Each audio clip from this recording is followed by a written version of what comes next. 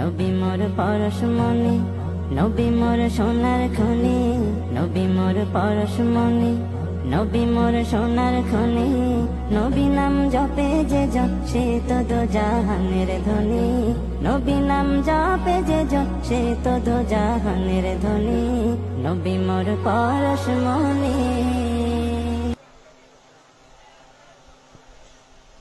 নবী মোর পরশমণি, নবী মোর সোনার খনি, নবী নাম জপে যে জন সেই তো দোজাহানের ধনী।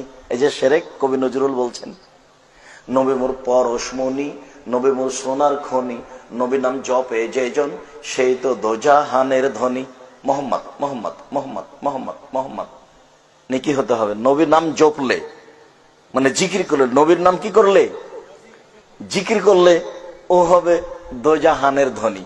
নবী মোর পরশমণি, নবী মোর সোনার খনি, নবী নাম জপে যে জন সেই তো দোজাহানের ধনী। আপনাদের চোখের সামনে ছেলেরা এই গান বলছে, মুখে উচ্চারণ করার সাথে সাথে ছেলেকে ধমকে স্টেজ থেকে নামিয়ে দিতে হবে। এই গোটা গানটাই হলো শিরক। মৌলভী হিসাব নজরুল ইসলাম কোরআন হাদিস জানলে এই গান বলতেন না, এই কথাই চূড়ান্ত। মামলা 5,000 কোটি টাকার হলে কি হবে?